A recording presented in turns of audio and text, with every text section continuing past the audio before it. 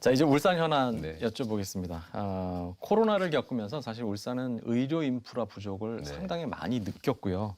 그리고 울산 시민들이 그래서 울산 의료원 설립, 뭐 공공의료 인프라 확충에 대해서 지금 관심이 굉장히 높아졌습니다. 그래서 울산 의료원 설립에 있어서는 사실 지금 가장 걱정하는 것이 예비 타당성 네. 조사.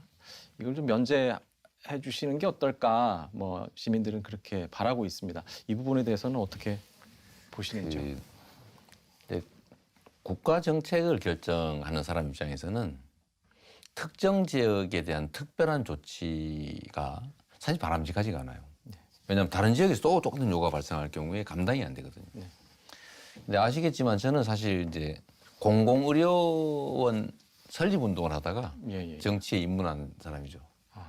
성남 시립의료원을 예. 지으려고 하다가 이제 그게 이제 국민의힘에 의해서 좌절되면서 약간의 소란이 발생하는 바람에 제가 수배가 됐고, 수배 도중에 차라리 시장이 돼서 우리가 시립의료원 만들자 이렇게 해서 결국은 이제 제가 만들었죠. 만들었는데 작년에 개원했어요. 근데 그게 한 2천억 들었습니다. 근데 성남시 돈만 들어간 거예요.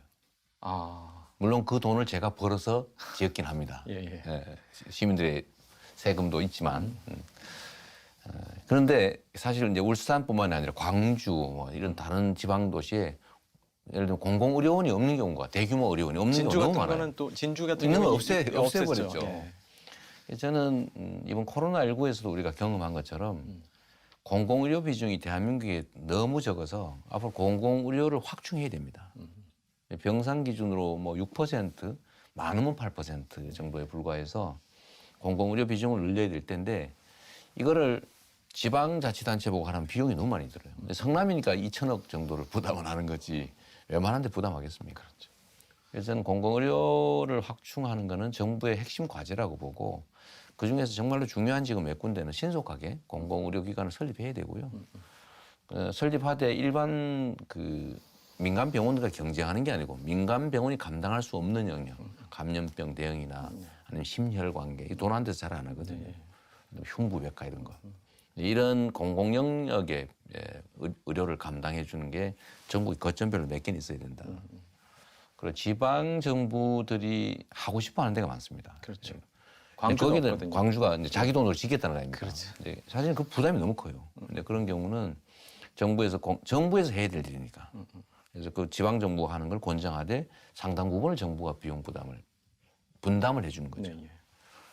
그래서 이 울산 의료원 문제는 꽤 오래전에 이미 정부가 약속한 일이어서 아까 말씀드렸던 것처럼 왜 울산만 이런 생각을 할 수가 있기 때문에 제가 단정하기는 어려운데 그래서 중요한 거점별로는 결국 그 중앙 정부 차원의 공공의료원들이 있기는 해야 됩니다. 예.